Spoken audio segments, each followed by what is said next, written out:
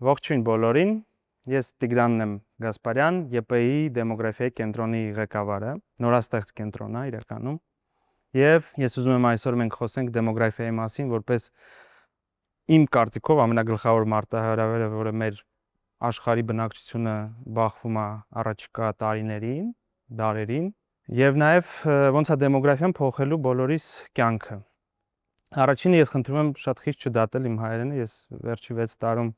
նոր տեղափոխվել եմ Հայաստան եւ դա դեմոգրաֆիայի մի մասն է եւ սովորում եմ հայերեն։ Երկրորդը ես ուզում եմ մենք շփվենք անմիջապես անձնական, որտեղ դեմոգրաֆիան շատերը պատկերացնում են թե թվերի, գրաֆիկների մասին է, բայց ինքը իրականում մարդու կյանքերի մասին է եւ կյանքի որոշումները ազդում են ապագա սերունդների դեմոգրաֆիայի զարգացման վրա։ Ես ամբողջ կյանքս ապրել եմ, աշխատել եմ դրսում, աշխատել եմ կորպորատիվ սֆերայում եւ երբ որ բախվել եմ ռազմավարությունների հետ, երբ մենք պատրաստում ենք տարբեր ռազմավարություններ պետության համար, մասնավորապես Հայաստանի կառավարության համար, ես սկսեցի զբաղվել դեմոգրաֆիայի ռազմավարության հետ։ Եվ հասկացա, որ դա իրականում ամենալուրջ մարտահրավերն է, որը մենք բախվել ենք, եւ ես հասկացա, թե կարևոր գործը, որ մենք այսօր որպես հասարակություն պետք է իրականացնենք, որտեղ այն որոշումներից, որը մենք այսօր կկատարենք, կապված է թե ինչ հասարակությունում է ապրելու ապագա մեր երեխաները, թոռները եւ Եվ այդ առումով սկսենք մի քիչ ավելի տենց ակտիվ, ինտերակտիվ խոսակցությունը։ Ես կխնդրեմ ձերքերը բարձրացնենք, բոլոր աղջիկներ են, որը շատ լավ է, որովհետև մենք sense fertility rate կհասկանանք, պտղաբերության ցուցանիշ, ով է պատկերացնում ինչքան երեխա կունենա առաջիկա 20 տարվա մեջ։ Պատկերացումներ բոլորդ ունեք մտավորապես։ 1 երեխա ով է ուզում ունենա։ 2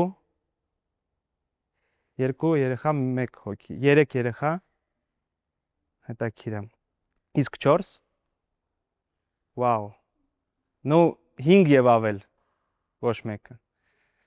Իրականում շատ հետաքրքիր էր, որովհետեւ մեծամասնությունը 3 երեխա է ուզենում ունենա եւ դա համապատասխանում է այդպիսի ցուցանիշ կա ցանկալի պտղաբերություն, то есть Հայաստանի բնակչությունը ցանկանում է ունենա 3 երեխու կարգի ցուցանիշ։ Որը լավ ցուցանիշ է։ Եթե ընտանիքներում լինեն 3 երեխա, դա կնշանակի, որ մեր հասարակության բնակչությունը աճում է, բայց իրականությունը տարբեր է։ Եվ աշխարհը, ամբողջ աշխարհը, եւ Հայաստանը մասնավորապես մենք բախվել ենք մի հատ մեծ խնդրի պտղաբերության նվազում։ Եվ դա արդեն վերջի տենց 100-200 տարվա ընթացքում պտղաբերությունը նվազում է ամբողջ աշխարհում։ Ինչ է դա նշանակում։ Ընտանիքները սկսում են ավելի քիչ երեխա ունենան, համաշխարհային ցուցանիշը այսօր 2.2, то есть 2 երեխա։ Իսկ այսպես կոչված replacement rate-ը, որը նշանակում է ինչ ցուցանիշից ավել պետք է երեխա ունենան, որպեսզի բնակչությունը աճի, դա 2.1-ն է։ Դա ինչ է նշանակում, որ աշխարհը մոտենում է այն կետին, երբ որ աշխարհի բնակչությունը կսկսի նվազի։ Շատ հետաքրքիր է, որովհետև մենք վերջ տարիներին միշտ աճել ենք ու գիտենք թե այս ինչ թվեր է ալնելու, բայց մենք եկել ենք այդ կետին ենք հասնում։ Հայաստանում այդ ցուցանիշը 1.7, 1.8 այդ շրջանակում է վերջի տարիներին, որը ավելի նվազ է։ Դա նշանակում է, որ մենք ավելի քիչ երեխա ենք ունենում։ Ինչ է դա նաև նշանակում։ Քիչ երեխա նշանակում է, որ բնակչության այդ մասով նվազում է, ավագ սերնդի ներկայացուցիչների մասնաբաժինը ավելանում է, որովհետև մենք սկսում ենք նաև ավելի երկար ապրել։ Եվ ինչ որ մի պահ մենք բախվում ենք մի հատ խնդրի, երբ որ բնակչության մեծ մասը կազմում է ավագ սերնդի ուրեմն կազմը։ Չաշխատող, որոնք ստանում են կենսաթոշակներ, եւ ամբողջ հասարակության համար դա դառնում է մի հատ ավելի մեծ բեռ բյուջեի վրա, տնային տնտեսությունների ֆինանսների վրա, հասարակության համար։ Եվ դա իրականում ամենախոշոր մարտահրավերն է մեր երկրի համար եւ ամբողջ բնակչության համար։ Իրականում աշխարհում ամենացածր ցուցանիշը որտեղ է, ինչ գուշակումներ ունեք այդ պտղաբերության ցուցանիշը։ Ֆինլանդիա։ Всё, մենակ Ֆինլանդիան այդքան տխուր վիճակ պատկերացնում։ Հա? Նորվեգիա, չէ։ Հարավային Կորեա 0.7։ Դա նշանակում է, որ Հարավային Կորեայում բնակչությունը չի ուզում բաբշե երեխա ունենա։ Եվ իրականում կառավարությունը բավականին մեծ ցանկով փորձում է իրագործի ծրագրեր, որպեսզի խթանի պտղաբերությունը, բայց չի կարում։ Բնակչությունը հասել է այն կետին, երբ որ չի ուզում երեխա ունենա։ Ինչու՞։ Որովհետև կյանքի մոդելը փոխվում է։ Եվ մենք նաև այսօր դրա մասին էլ մի քիչ շփվենք։ Ինչ է կատարվում։ Մեզ հասարակություն եւ զարգացած աշխարհը ասում է դուք պետք է բոլորդ կրթվեք։ Եվ դա բավականին པարզ բան է։ Մենք ուզում ենք կրթված լինենք, ինչու՞, որովհետև ուզում ենք ավելի բարձր աշխատավարձ ստանանք, չէ՞։ Որովհետև կրթությունը դա բերում է մեր արտադրողականության աճին եւ դա բերում է ավելի բարձր աշխատավարձներին։ Երբ որ մենք կրթվում ենք, դա նշանակում է, որ մեր կրթությունից հետո մենք սկսում bachelor, հետո masters, հետո մտածում ենք մի մասը PhD, չգիտեմ, հետո անցնում ենք աշխատանքի, որտեղ աշխատանքային փորձ պետք է գեներացնենք։ Եվ դրա արդյունքում ինչ է լինում, մենք մտածում ենք, որ ամուսնությունը կարելի է թողել մի տարի հետո։ Հիմա չամուսնանանք, մի տարի, մի քիչ էլ փող կաշխատենք։ Բացի դրանից ինչ է լինում, կյանքը դժվարանում է, ծախսերը աճում են, հա, դու նաև մտածում ես պետք է պատրաստվես ընտանիք կազմելուն։ Շատ դժվար է, պետք է հարսանիքի փողը բանանես վճարես, հետո երեխա պետք է ծնվի, եւ դա մենք ինչ է նշանակում, որ մենք ամեն տարի փորձում ենք հետ գցենք սկզբում ամուսնության տարիքը, հետո երեխա ունենալու տարիքը։ Եվ իրականում պարզ բիոլոգիա է, որ եթե դու 30-ից հետո ունենում ես առաջի երեխան, դա նշանակում է, որ դու մաքսիմում, միջինացված ցուցանիշ ունենաս 2 երեխա։ 2 երեխան բավարար չի, որպեսզի բնակչությունը աճի։ Եվ հասարակության կողմից հիմա ծնվել է 2 խնդիր։ Մի կողմից մենք ուզում ենք, որպեսզի բնակչությունը լինի կրթված, մասնակցությունը աշխատանքային շուկայում լինի բարձր, մասնավորապես կանանց մասնակցությունը ավելի բարձր լինի։ Մյուս կողմից մենք ասում ենք, Ժորժ ջան, բնակչությունը նվազում է, պետք է երեխա էլ ունենաք։ Սա բավականին մեծ խնդիրներ է, որոնք հենց լուծումներ չեն ճարել եւ բոլոր կառավարությունները բախվում են այս խնդիրների հետ,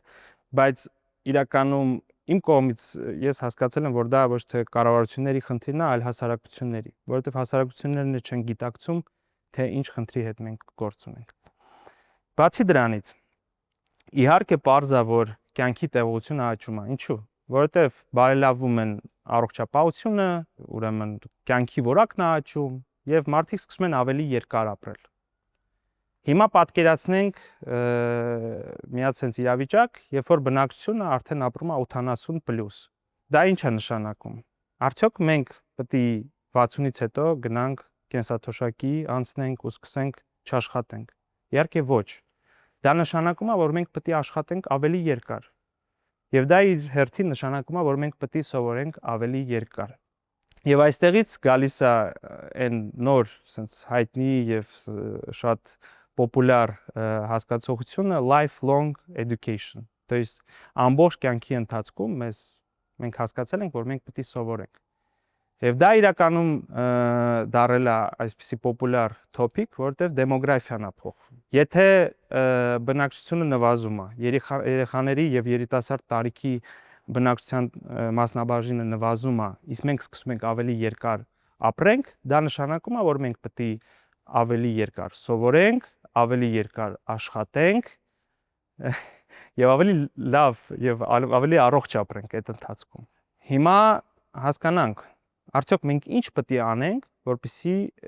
այդքան երկար հորիզոնտի շրջանակում լինենք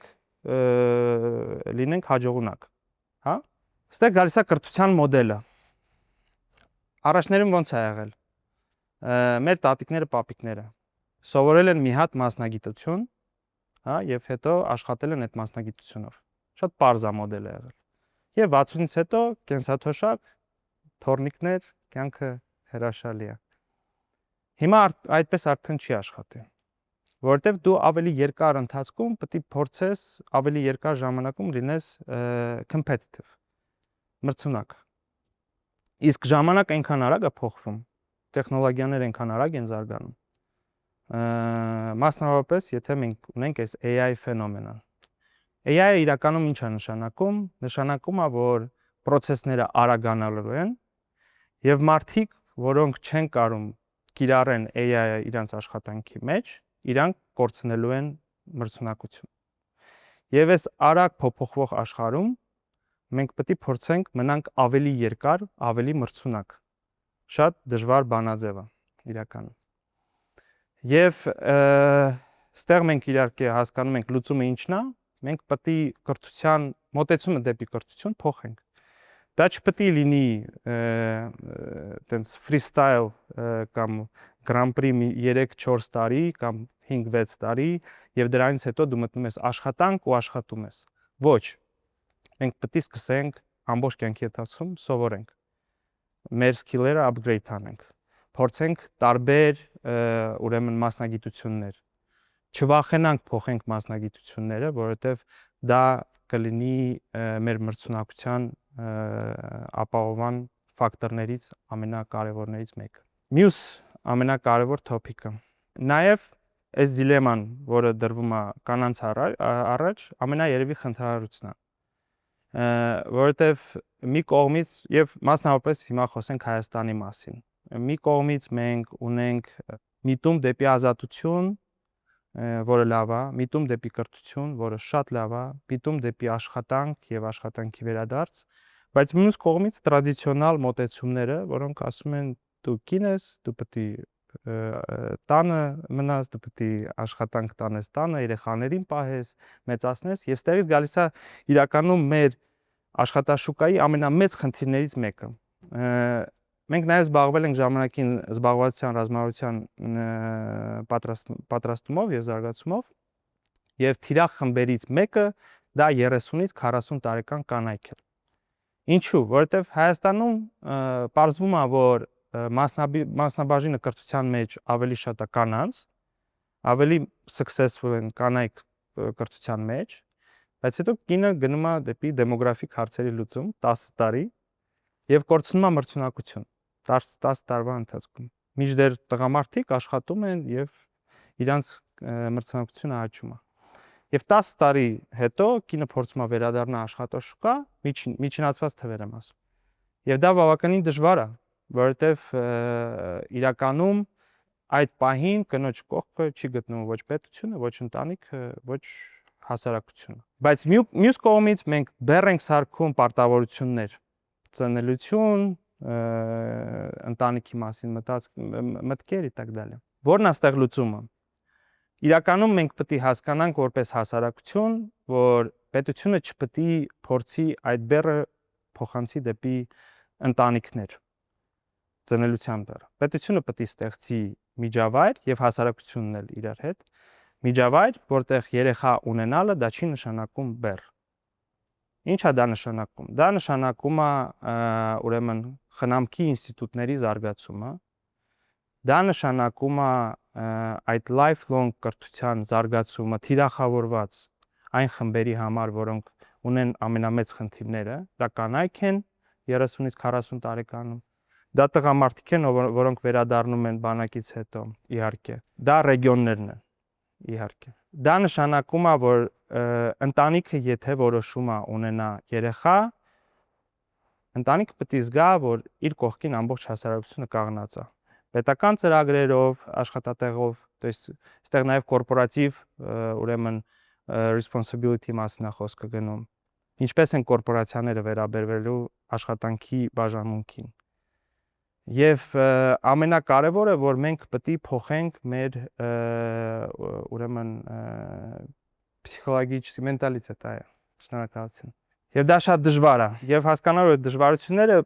նաև ստեղծվել է դեմոգրաֆիայի կենտրոնը ԵՊՀ-ում։ Եթե ամփոփենք այս մտքերը, դա նշանակում է, որ իրականում ես համոզված եմ, որ դեմոգրաֆիայի խնդիրը ամենակարևորագույնն է եւ ամենամեծն է։ Ես համոզված եմ, որ դրա մասին խոսքը պետք է գնա ոչ թե միայն պետական մակարդակում կամ էքսպերտային մակարդակում, այլ պետք է գնա լայն շրջանակով։ Եվ ինչ առաջնահերթություններ եմ ես տեղ տեսնում։ Առաջինը, ես մտածում եմ, որ շատ կարևոր է, որպեսզի մենք սկսենք մտածենք ավելի երկարաժամկետ հորիզոնտներով։ Իհարկե ժամանակի արագությունը մեզ դրդում է դեպի մտածել կարճ հորիզոնտներով, մենք վստահություն չունենք, թե մի տարի հետո ինչ է կատարվելու աշխարհում։ Բայց երբ որ դուք որոշում եք ընտրեք ապրելու վայր երբ որ դուք որոշում եք ընտրեք ինչ-որ մասնագիտություն, երբ որ դուք որոշում եք ընտրեք ինչ-որ կուրսեր, որ սովորեք, փորձեք հասկանաք, թե դա ինչ ազդեցություն կունենա 1 տարի հետո, ինչ ազդեցություն կունենա սերունդներ հետո։ Օրինակ, ես, երբ որ որոշել եմ վերադառնամ Երևան, ես հասկացել եմ, որ ամենամեծ ազդեցությունը դրան նա է ալնելու, որ իմ երեխաները ապրելու են Հայաստանում։ Եվ դա շատ կարևոր է ինձ համար եղել այդ պահին։ Ես փորձել եմ այդ հարցն էլ ինչ-որ ձևակերպով լուծեմ։ Եվ այո, հիմա Հայաստանում նաև ամենամեծ խնդիրներից մեկը դա միգրացիան է։ Մենք շատ չխոսացինք սրա մասին, բայց այսպիսի փոքր հասարակություններում նվազող բնակչությունով բարձր միգրացիա կա։ Եվ միգրացիան դա իրականում կյանքի որոշում է, որը կազդի ոչ միայն ձեր կյանքի վրա, այլ ձեր երեխաների կյանքի վրա։ Եվ ստեղ ամենամեծ խորհուրդը եւ երևի թե մոտեցումը, որը ես կտեսնեի, դա իրականում այդ որոշումները կայացնելուց մենք հասկանանք դրա ազդեցությունը ապագայի վրա։ 1. Երկրորդը, չխուսափեք սովորելուց միշտ։ Ինչ է դա նշանակում։ Այո, դուք հիմա սովորում եք ԵՊԻ-ում, ձեր հիմնական կուրսն է, այդտեղ դալը, բայց հիմա հասարակությունը այնքան բաց է, մենք ունենք հիմա հնարավորություն կպնել, չգիտեմ, MIT, Harvard կուրսեր, upgrade անենք միշտ մեր ուրեմն հմտությունները։ Եվ դա մենք պետք է շարունակենք ամբողջ մեր կյանքի ընթացքում, միշտ։ Դա այն կարևոր հմտությունն է լինելու, ինչքան ենք մենք պատրաստ լինելու փոփոխվենք, որը կպատասխանի այն հարցին, մենք արդյոք լինելու ենք մրցունակ ապագայում, թե ոչ։ Եվ ստեղ պետք չի վախենալ AI-ից, հա? AI երբեք չկարողանալու մարդուն փոխարինի, հարցը նրա մեջ է, մարդը կկարողանա կիրառի դա, թե ոչ։ Եվ երրորդ, երևի թե միտքը կարևոր, դա նա է, որ մենք այո պետք է ազատ լինենք մեր որոշումների մեջ, եւ այդ ազատության մեջ մենք նաեւ պետք է ունենանք պատասխանատվություն ապագայի համար, որը նշանակում է մենք պետք է մասնակից լինենք եւ բաց խոսակցություններին ամենակարևոր ուրեմն մարտահրավերների շրջանակում։ Եվ ես այդ Պարագայում առաջարկում եմ բոլորիդ միշտ միանալ ուրեմն դեմոգրաֆիայի կենտրոնի շրջանակում շփվելու դեմոգրաֆիայի մասին։ Շատ շնորհակալություն, ես շատ ուրախ կլինեմ ձեր հարցերին եւ այս շարունակական դիալոգին։ Շնորհակալություն։ Ինչպիսի փոփոխություններ ուզում եք տեսնել։ Նայեք, առաջինը Հայաստանում կա դեմոգրաֆիայի ռազմավարություն, որը հետաքրքիր բան է, որի մասին բնակչությունը չգիտի, բայց այդ ռազմավարությունը կա։ Եվ դա իրականում շատ ունիկալ փաստաթուղթ է, ես ձեզ ասեմ, ինչով է ունիկալ, որովհետև աշխարհում այդպիսի փաստաթուղթ չկա։ Կարելի է ասել, որ միայն Հայաստանը ունի տեսլական, թե ինչպիսի դեմոգրաֆիկ զարգացում է ուզում ունենա եւ ինչ հասարակություն է պատկերացնում 20 տարի հետո։ Ուրեմն 4 կարևոր ռազմավարական նպատակներ ունի։ Եվ դա կլինի պատասխանը ձեր հարցին։ Առաջինը, ես պարզ կասեմ, չեմ գնա ռազմավարության տեքստերի մեջ, առաջինը մենք ուզում ենք, որպեսզի երեխայի ծնելիությունը դա չլինի բեռ ընտանիքների համար։ Շատ պարզ բանաձև է, որ այդ վախը, թե ես եթե երեխա ունենամ, ոնց եմ իմ խնդիրներս լուծելու, այդ վախը կորի, ոնց է ինքը կորելու։ Տարբեր ծրագրերով, աջակցության ծրագրերով, հա, շատ լայն։ Ընտանիքի ստեղծման սկզբից մինչև երեխայի ծնունդը եւ երեխայի մեծանալը։ Երկրորդը, մենք ապրելու ենք երկար, եւ դա նշանակում է, որ մենք պետք է փորձենք ավելի երկար ժամանակում չկորցնենք մեր արտադրողականությունը։ Ոնց չկորցնել արտադրողականությունը բնակչության։ Բնակչությունը պետք է լինի առողջ։ То есть երկրորդը դա առողջ ապրելակերպ։ Իրականում Հայաստանը բավականին մեծ ռեկորդներ է խփում ծխելիության եւ այլ վատ այդ bad habit-ների մասով, եւ սպորտը Հայաստանում դա նորմա չի։ Մենք պետք է սպասենք երևի թե որպեսի ռելոկանտները Ռուսաստանից գան Հայաստան, որ տեսնենք Երևանում վազող մարդկանց առավոտները։ Երրորդը, sense tendency արդեն պարզ է, որ ավակ սերնդի մասնաբաժինը մեր բնակչության մեջ լինելու է աճելու է եւ բավականին մեծ է լինելու 20, 30, 40 տարիներ հետո։ Եվ մենք լավ կլինի, որ դիտարկենք էլի ավագ սերունդը ոչ թե որպես բեռ, այլ որպես ակտիվ մասնակից հասարակության կյանքի մեջ։ Դա նշանակում է, որ փոխվելու է պատկերացումը, թե ինչ է ավագ սերունդը, հա, որ տարիքներն են, դա փոխվելու է, եւ արդեն մենք գիտենք, որ ՄԱԿ-ի մոտեցումները փոխվում են մինչև 45 տարեկան, դա կոչվում է երիտասարդ, բայց նաեւ դա նշանակում է, որ ավագ սերունդը պետք է առողջ լինի, աշխատի, սովորի եւ ակտիվ սոցիալ-տնտեսական կյանք վարի։ Եվ չորրորդը դա միգրացիան է։ Իրականում Հայաստանի համար ամենախոշոր խնդիրն է, որովհետև եթե պարզ թվերին նայենք, մեր մոտ անկախության թվերից մինչև դեմոգրաֆիա ռազմավարությունը եղել է մինչև 24 թիվը հաշվարկները, մենք 1 միլիոն մարդուց ավել մինուս ենք ունեցել, իրանք էմիգրացիա են արել Հայաստանից։ Բայց այդ 1 միլիոնը դուք պետք է ավելացնեք, որովհետև դա նշանակում է նաև ինչքան երեխա չծնվել այստեղ, հա? Այս ինչ մեծ կորուստ է ունեցել մեր հասարակությունը։ Եվ այստեղ ամենամեծ բարդությունն նրա մեջ է, թե մենք ինչ ակնկալիք ունենք իմիգրացիայից, որովհետև Հայաստանում պատկերացնում են, թե ինչ որ մի պահ է գալու, երբ որ մեծ հայքի, այտենց մեծ մասը որոշելու է գա ու վերադառնա Հայաստան։ Դա երբեք չի լինելու, որովհետև մեր սփյուռքի մեծ մասը ապրում է այն երկրներում, որտեղ կյանքի որակը կտրուկ բարձր է, քան թե Հայաստանում։ Եվ դա նշանակում է, որ մեր մոտ պոտենցիալը միգրացիայի դա այն երկրներից է, որտեղ ավելի ցածր կյանքի որակ կա։ Բայց այդտեղ նաև ունենք Եվրոպայի փորձը, երբ որ այդ մոդելը չի աշխատել։ Միգրացիոն պատոկները Աֆրիկայից եկել են եւ դա չի օգնել հասարակության խնդիրները լուծել։ Եվ դրա այդ առումով ես պատկերացում ունեմ, որ միգրացիոն քաղաքականությունը պետք է լինի թիրախավորված։ Մենք պետք է հասկանանք, թե ինչպիսի մարդիկ, ինչպիսի մասնագիտություններ, ինչպիսի որակավորումներ անհրաժեշտություն ունեն, որպեսզի մենք փորձենք թիրախավորենք եւ բերենք Հայաստան։ Ինչ եք կարծում, զարգացման համար ավելի կարևոր է ծնելիության մակարդակի բարձրացումը, թե իմիգրացիոն զարգացումը։ Լավ հարց է։ Զարգացման համար ինչը զարգացման համար է։ Առհասարակ մենտալիտետի զարգացման համար։ Մենտալիտետ։ Ընդհանուր պետության զարգացման համար, այսինքն դեմոգրաֆիայի զարգացման համար ձեր համար որ պունկտն է ավելի կարևոր։ Սոցիալ-տնտեսական զարգացման, արի տենց ֆիքսենք, որտեվ պարզ է դա։ Սոցիալ-տնտեսական զարգացման համար մեր պետության ավելի մեծ խնդիր է միգրացիոն խնդիրը։ Որովհետև միգրացիան դա նշանակում է, որ մենք կորցնում, то есть հասարակությունը ներդրում է անում մարդկային կապիտալը զարգացնելու համար, հա, երիտասարդ ծերունգների մեջ, եւ հետո այդ երիտասարդները որոշում են լքեն Հայաստանը։ Եվ դառնում է, որ այդ ներդրումները անիմաստ են եղել։ Եվ դա այն խնդիրն է, որը մենք այսօր բախվում ենք։ Իսկ ծնելիության հարցը դա իրականում ես կուզենայի, որպեսզի հասարակությունը հասկանա, որ դա գլոբալ տրենդ է, տենդենս է, ծնելիության նվազումը, որը փոխելը շատ դժվար է։ Ես կարծում եմ անհնարին է։ Բայց մենք պետք է փորձենք ստեղծենք միջավայր, որպեսզի, նայեք, դուք սկզբում բոլորը մեծ մասը պատասխանեց, որ 3 երեխա կցանկանա։ Դա ցանկալի պտղաբերության ցուցանիշն է։ Իսկ իրականը ցածր է։ Դա նշանակում է, որ Հայաստանը այս պահին ունի հնարավորություն այդ գեփը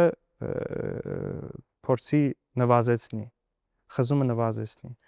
Եվ այդտեղ մենք կարանք ինչ-որ լուծումներ առաջարկենք, բայց դա բավականին մեծ, լայնածավալ, նաև մշակութային փոփոխությունների հարց է այստեղ։ Իսկ այն կտրուկ հարցը, որ այսօր կարելի է լուծել եւ դրանով ունենալ ազդեցություն սոցիալ-տնտեսական զարգացման վրա, դա միգրացիան է։ Դուք նշեցիք, որ ծնելիությունը այս պահին նվազում է Հայաստանում ու դա վատ է ընդհանուր առմամբ։ բայց ես կարծում եմ այդ ունի լավ կողմ էս պահին, որովհետև այդ նրանից է, որ մարդիկ զարգացել են ու երեխա ունենալուց առաջ փորձում են գիտակցել։ Օրինակ իրենց հարկավոր է 2 երեխա, այսինքն իրենք այդ 2 երեխան ունենալուց հետո կարող են այդ 2 երեխային տալ համապատասխան կրթություն, ֆինանս եւ այդ ամեն ինչը հասկանալով են երեխա ունենում ու այդ պատճառով էլ այդ ծնելիության աճը նվազում է ու այս դեպքում ես այս ամեն ինչից հասկանում եմ, որ այս նույնիսկ խելացի մտածելակերպ է դարձել մեզ մոտ, որովհետեւ առաջներում ունեցել են օրինակ 7 երեխա, 7-ից ոչ մեկ ուսման չի գնացել, 7-ից 7-ը են որ ինքնուրույն մեծացել են ու հասել են ինչ որ բանի ու դա մեծ առումով իմ տեսանկյունից մի քիչ վատ մաս է։ Այո, իրականում ես ձեզ հետ լիովին համաձայն եմ։ Բարձր պտղաբերությունը, ծնելիությունը նշանակում է ցածր կյանքի մակարդակ, ցածր կրթության մակարդակ, ցածր աշխատավարձներ и так далее։ Բոլոր երկրներում։ То есть, եթե մենք ընտրում ենք բարձր ծնելիություն, մենք պետք է հասկանանք, որ դա նշանակալու է ցածր կյանքի վրա։ Կարևոր մի հատ sense հարց, որ ես ուզում եմ նշեմ, ես չասացի, որ ծնելիության նվազումը դա վատ է։ Ես ասացի, որ դա բերում է մի հատ իրավիճակի, որը շատ մեծ մարտահրավեր է մեզ համար։ Որն է դա։ Դա նշանակում է, որ մենք ունենալու ենք ինչ որ մի պահի ավագ սերնդի մասնաբաժինը բավականին մեծ եւ ուրեմն տնտեսապես ակտիվ բնակչության մասնաբաժինը ավելի փոքր։ Եվ եթե մենք այսօր չգիտակցենք այդ խնդիրը եւ չփորձենք լուծենք այն խնդիրները, որ մենք ավելի երկար պետք է լավ ապրենք, ավելի աշխատունակը լինենք, կրթության մեջ ներդրում ունենանք ավելի երկար ժամկետում, այդ բեռը բավականին մեծ է ալնելու եւ մեր հասարակությունը չի կարողանալու ապագայում այդ լուծումը տա։ Մենք այսօր պետք է այդ լուծումը տանք։ Ուղղակի այս պահին լուծումները օրինակ այսպես են արվում, քաջալերելու համար ծնողներին առաջարկում են ինչ-որ բարձր նպաստներ, օրինակ ունենակ 3 երեխա կնվիրաբերվի 500,000 դրամ, ու այդպես շատ աղքատ ընտանիքներ այդ փողի մասին լսելուց, այդ գումարի մասին հասկանալով գիտակցում են, որ վայ գումարա, հա, կստանանք ու այդպես ունենում են 7 երեխա։ Այդ գումարը վերցնում են, վերջում երեխան ինքնուրույն փորձում է մեծանալ ինչ-որ բանի հասցնել։ Այսինքն այդ քաջալերելը կոնկրետ մեր մոտ վատ կողմով է, այսինքն ձեր ասած դուք մեջ բերում եք, որ քաջալերել ասելով բացվեն ինչ որ տեղեր, որտեղ կօգնեն ծնողներին երեխաներին մեծացնել, այսինքն այդ գումարը կարելի է ներդնել այդպես կրթահամալիրներ բացելու համար, ոչ թե ծնողներին քաջալերել երեխա ունենալ։ Այո։ Դուք հիմա կրկնում եք դեմոգրաֆիայի ռազմավարության ծրագրերը, որովհետև իրականում ամբողջ աշխարհի փորձը ցույց է տալիս, իրականում սա մի հատ մեծ հետաքրքիր տոպիկ է, որ փողային խթանները ծնելիության իրանք չեն աշխատում։ Նույն հարավային Կորեայում մեկ երեխայի համար տասնյակ հազար դոլար են վճարում։ Բայց ես հիշեցնեմ, որ նեղպտղաբերության ցուցանիշը 0.7 է։ То есть Չէ,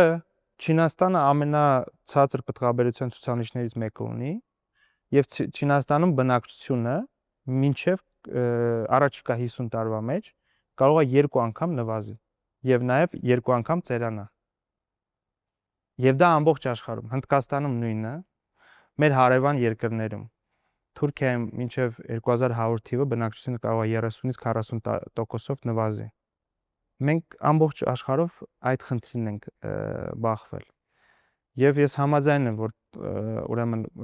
ֆիսկալ այդ դրդումները իրանք չեն լուծում հարցը։ Որովհետև այո, ավելի աղքատ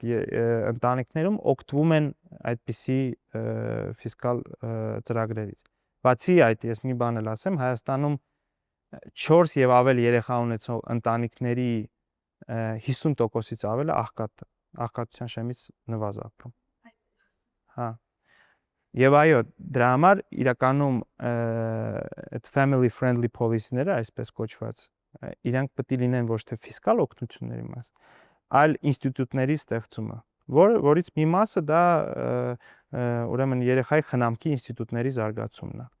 Հասանելիությունը մանկապարտեզներ, մսուրներ, դպրոցներ и так далее։